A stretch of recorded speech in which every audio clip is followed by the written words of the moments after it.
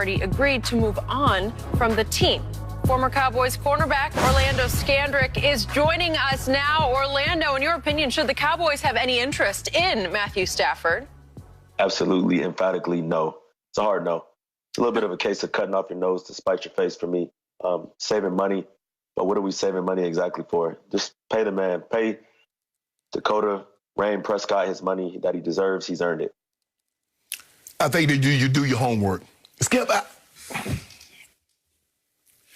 I just want someone to tell me the infatuation with Matthew Stafford. Really? He's been in the league. Skip, yeah, he has these numbers. And our good friend Detroit, Rob Parker, named him Matthew Papper. Because if you look at something about Stat Patford. Yeah, Stat Papper. Because he patted, you look at his numbers like he's the quickest to 30, 20,000, 30,000, 40,000, 50, or I think he got 40,000 yards. But what does he have to show for it? 3 playoff appearances in, what, a decade, with 0 playoff wins. Dak has been to 2 playoffs half the amount of time and got a playoff win. And don't pretend like, man, he really had nobody.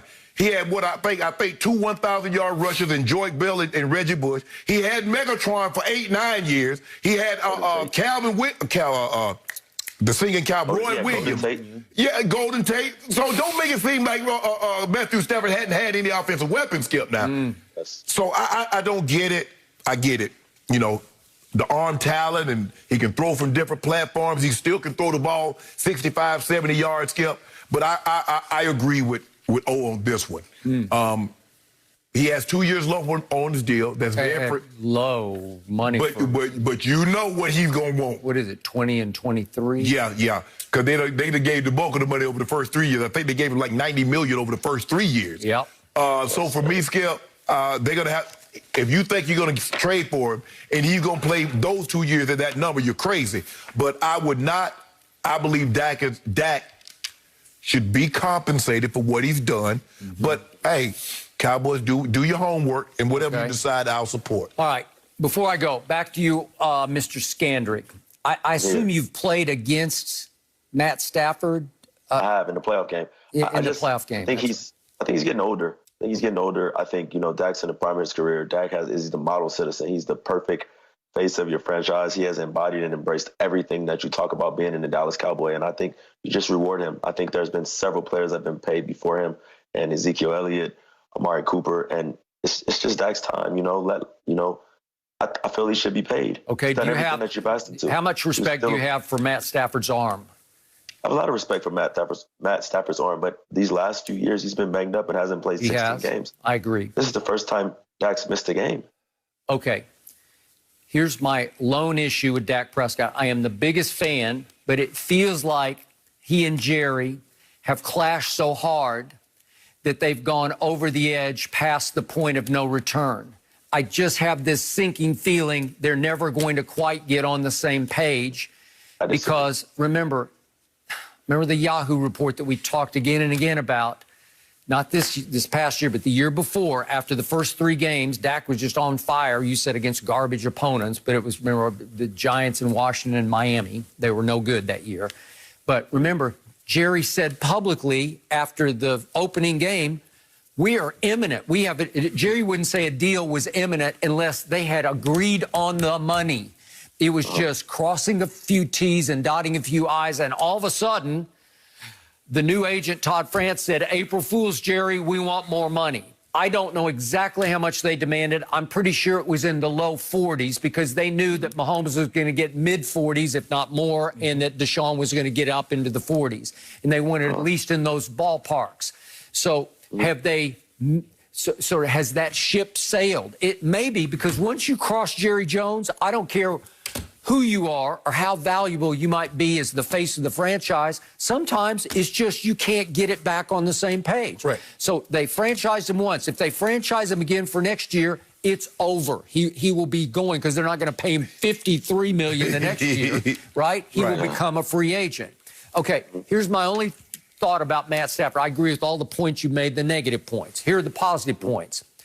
He grew up in a neighborhood called Highland Park. It's affluent. It's right there by SMU, just right in the middle of Dallas, Texas. I'm sure Orlando knows it well. Yeah, I know it very well. Frisco. He grew up with Clayton Kershaw. They played baseball and football together, and he was a star quarterback for a school that has the richest tradition of football in the state of Texas. It's a mostly white school, but they have been like a white juggernaut for years and years.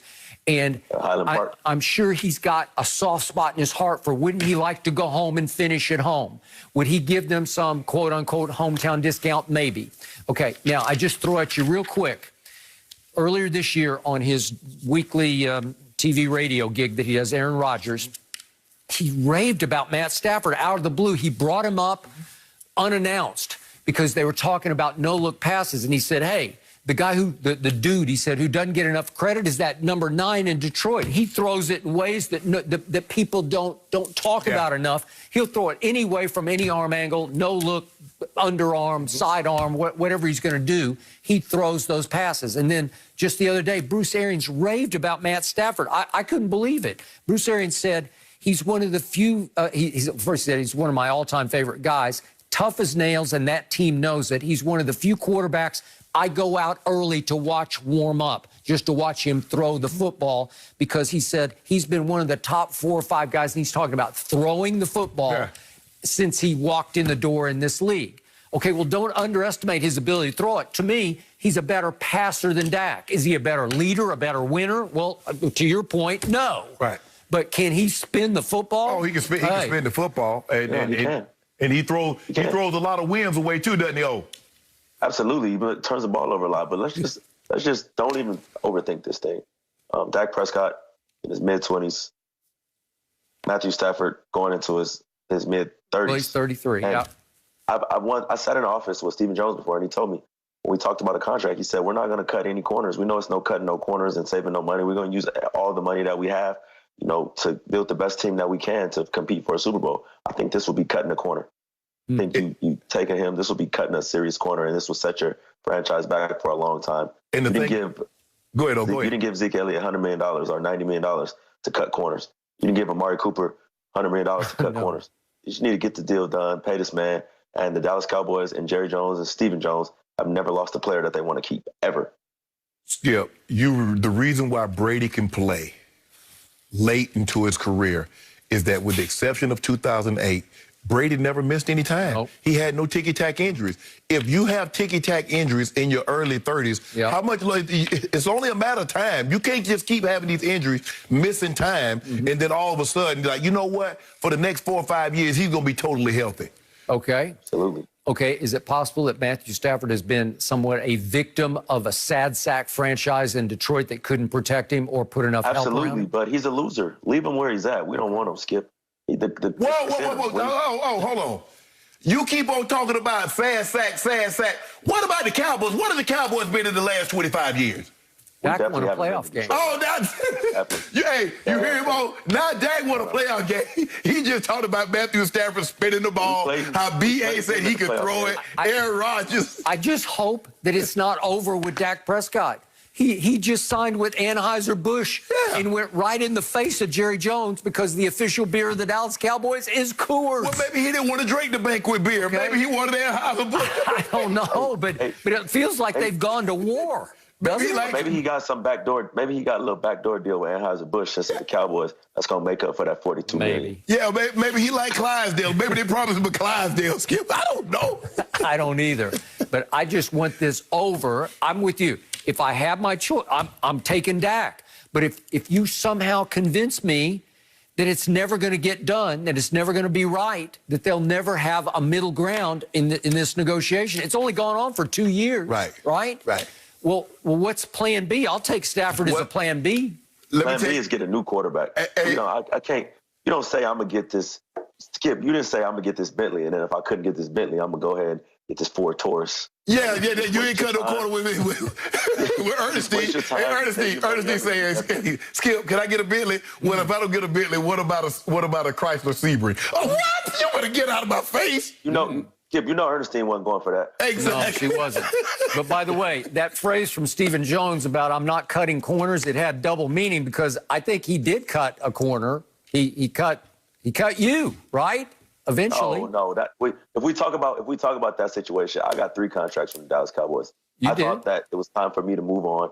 you know, and they were moving in a different direction. They were bringing in Chris Richard, and you know, I kind of got ahead of myself. I thought the grass was greener instead of going to get a water hose and watering my grass over there and getting to work, you know, getting the weeds out. Yeah. Live and learn. Well, I'm going to say whose side I'm on. Who's ever going to send me 50 cases of beer, Anheuser-Busch or Coors, which one? Whoever going to send me the beer, that's whose side I'm on, Dak or Jerry's. Well, fortunately for you, I don't think you drink beer. But right? I got a party coming. I got a party coming. Okay. Yep. You do? Super Bowl party? Yeah. Yep. In mass, right? Everybody's in mass. No, I ain't gonna have 2 people at my house watching. ain't no Super Bowl party in the crib. No, you're okay. Oh, darn, no. I was hoping for a quick invite. No. Distanced? All right, I'll move on. Orlando, we appreciate your time. Stay well. We'll check in with you soon. Guys, interesting story here. Was Tom Brady predicting winning his 7th ring in Tampa this past offseason? We'll give you the details next.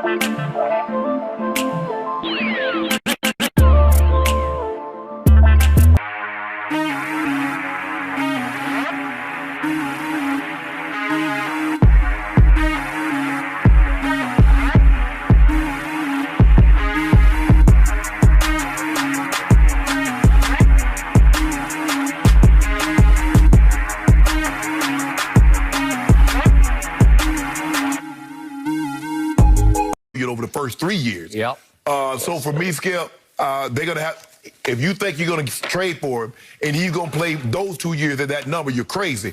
But I would not, I believe Dak should be compensated for what he's done. But, hey, Cowboys, do your